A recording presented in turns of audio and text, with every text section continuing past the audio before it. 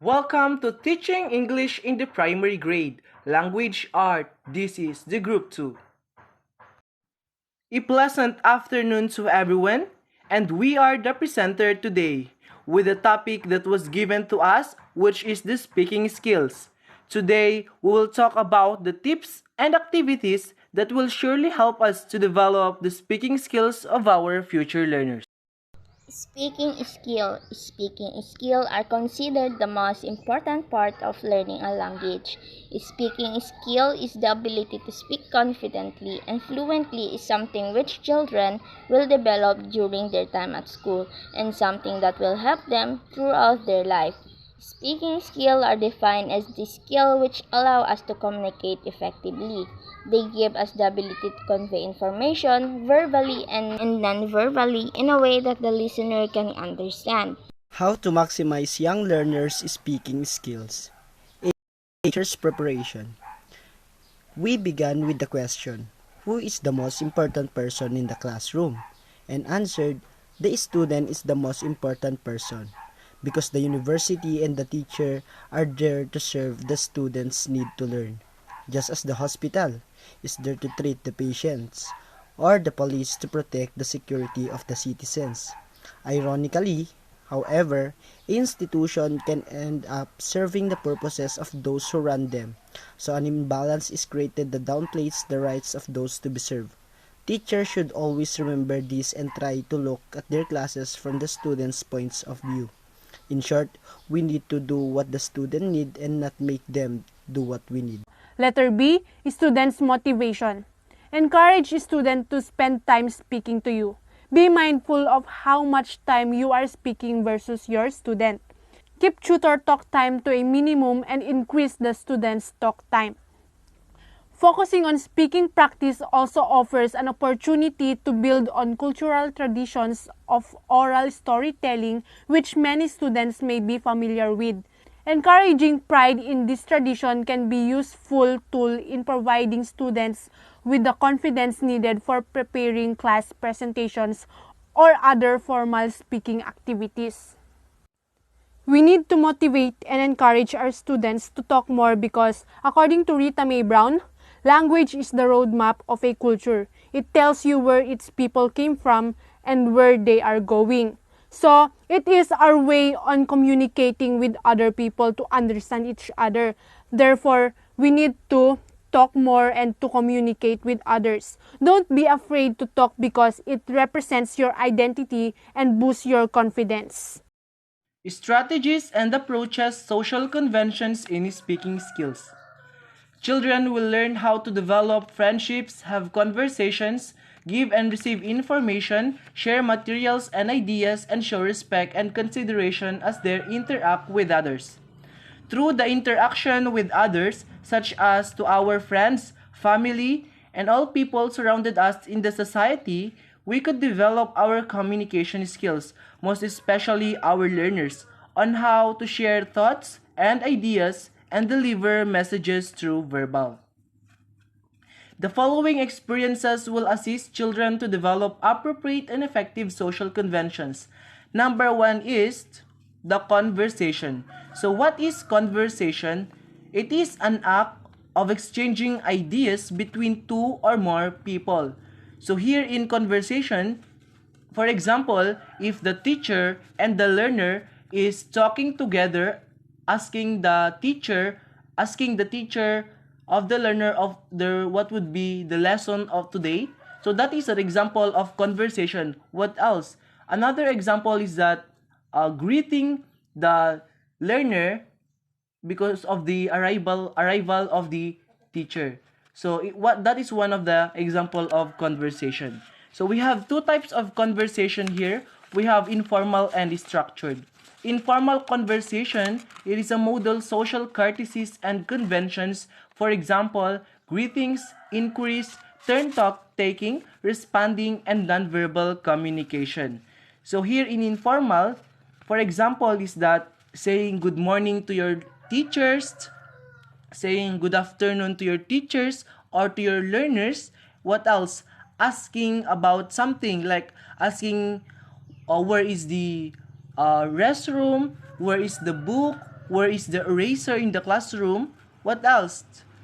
About responding to the questions of the learners. If the learners asking if they could allow to take the restroom, then the teacher should respond to that. So that is what we call the informal conversation. So when we say structured conversation, it is involved children in purposefully conversation by introducing topics, displaying pictures, telling stories, or etc. So in short, it would be a formal conversation during the class discussion, wherein this conversation takes place purposefully. So merong purpose kung bakit mangyayari ang structured conversation. It's because of dissemination of information about the lessons, dissemination of assignments or activities, and also telling stories during the storytelling. If there is a lesson in the curriculum that is all about storytelling, then that is an example of a structured conversation. So for here are the other strategies and approaches in social conventions in speaking skills. Number 2, partner work. This technique helps to improve academic performance in speaking. The technique can also increase students' motivation to learn English as well as their self-confidence and group cooperation. Also, provide opportunities for children to complete tasks together, like labeling, for example, own or jointly made constructions, pictures, classroom signs, puppet plays, brainstorming, and list making. Partners. When a teacher uses talk partners in a lesson, the class is asked to debate the response to the question with a partner. When teachers rely solely on children raising their hands to answer questions, it is common to see the same few children raise their hands repeatedly. After the children have discussed something in pairs, the teacher can choose one pair to give what they have discussed without knowing to wait for them to raise their hands. This means that the quieter kids who might not typically speak up are encouraged to do so. A role play is not only a pleasant and playful activity, but it is also an important part of children's learning. It's a social environment that encourages youngsters to practice speaking and listening skills, as well as reflect on and expand their understanding of a topic, while also igniting and strengthening creativity and imagination. Role plays can help students become more interested in the material being covered in class. It may also increase student involvement. In the classroom, students go from being passive recipients to active participants. Students' empathy can also be developed through role play. It enables individuals to see things from many viewpoints and understand other perspectives. Next, minimal responses. Minimal responses are the short answers that the listener makes while the speaker is talking in a conversation. For instance, a student responding yes, yeah, okay, no, and many others while the teacher is discussing. Moreover, there are two different kinds of making minimal response. First, listener makes responses while the current speaker is talking.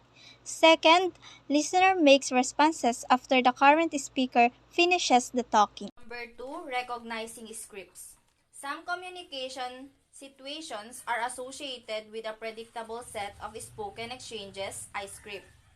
Greetings, apologies, compliments, invitations, and other functions influenced by social and cultural norms frequently follow patterns or scripts. These scripts can help students in developing their speaking abilities by making them aware of the scripts for different situations, allowing them to predict what they will hear and what they will need to say in response. Using language to talk about language. Language learners are often too embarrassed or shy to say anything when they do not understand another speaker or when they realize that a conversation partner has not understood them. In these cases, We can help students overcome this reticence by assuring them that misunderstanding and the need for clarification can occur in any type of interaction, whatever the participants' language skills levels. We, the teachers, can also give students strategies and phrases to use for clarification and comprehension check. Before we develop some activities with our students, we have to make emphasis on our students that the main aim of the activity is not just to speak the more, but to speak as much as possible and have a good pronunciation of the words. To help students enhance their macro skills, especially in speaking, before we decide to do activities intended to help students to develop their ability to speak English, we have to be aware that students often think that the ability to speak a language is the product of language learning.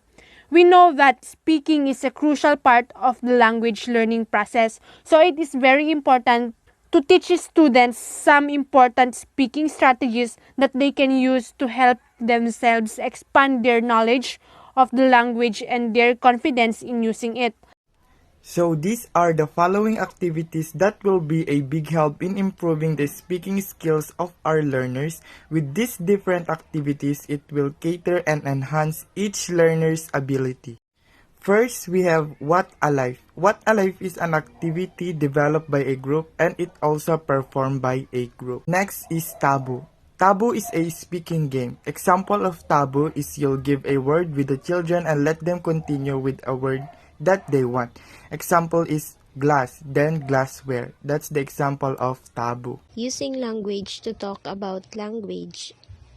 Language learners are often too embarrassed or shy to say anything when they do not understand another speaker or when they realize that a conversation partner has not understood them. Instructors can assist students in overcoming their conversation to seeking explanation. They can teach pupils how to use tactics and phrases to clarify and check their understanding. Students will acquire confidence in their capacity to manage various communication circumstances outside of the classroom as they master various clarifying tactics. Fashion statements. This is an activity in which students can express their personal opinions on style and fashion. A fashion statement is anything unique that is worn to make a bold statement about one's fashion understanding or to bring attention to oneself. In the 1950s, girls who began wearing pencil skirts were making a bold fashion statement in their clothes, as it is deviated significantly from the recognized fashion trends. Food flashcards. This activity is extremely beneficial because students can achieve excellent results simply by having simple images on hand. It is good activity for revising vocabulary or generating discussion. So flashcards are tools that are effective as a memory aid for the students and it helps to learn new information more quickly as well. And also it is beneficial because it improves the language skills. Apart from this, the benefits of a food flashcard can develop good and effective communication. In addition, food flashcards work well because they help you not only to memorize facts quickly, but to process and store the information over the long period of time. Picture dictation. This activity requires preparation and works well in large groups, particularly with young learners and teens. All your students need is a blank piece of paper, and all the teachers need is a little bit of imagination. So in picture dictation, the teacher describes a picture or sequence of pictures to students who draw what they hear. The aim is for close listening. The drawing should be quick and simple. The number 7. True, false story. This speaking activity is excellent for practicing storytelling and learning interesting facts about the student in the class.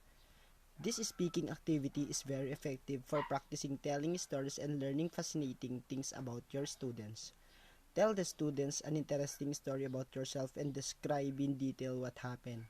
At the end of story, give them an opportunity to ask you question about this story. Finally, ask them to decide if they think the story is true or false. This should be the first point at which you indicate it may not be true. Of course, the story was untrue and now it's the student's turn to make up stories. Finding the murderer. This speaking activity allows students to take on roles and participate in a variety of ways in the activity performance. Explain to students they are going to prepare a play and perform it. Split them in 2 or 3 groups. While one group performs, the other watches them. The audience has to guess who the murderer is. Tell the students they are free to invent a story about why she is dead and how. They can choose their own personalities and alibis and decide who will be the inspector, as he or she has to prepare a new question to ask the suspects. They work in groups and they decide who the murdered is amongst themselves. If you have a class of say 8 or 10, divide them into 2 groups so that they don't know what the other group is planning. This is important when they are going to perform, as the other group who's watching them has to guess who the murdered is just before the end. They can also ask additional questions and for clarification to the performers. Brainstorming. Brainstorming uses in a class for them to discuss the previous lessons and to produce ideas and solve problems. In speaking, brainstorming helps students to come up with ideas for his or her speech and allow to quickly develop a huge number of ideas, usually in relation to a certain goal. Another one is it helps learners make contacts and share ideas to other learners. It encourages students to explore and expand their critical and lateral thinking abilities. Reporting. This speaking activity will help students to improve their speaking skills and help them understand the situations the teachers gave to them so that they can share to other learners what they understand. Reporting is important because you have information to share that's important to your audience.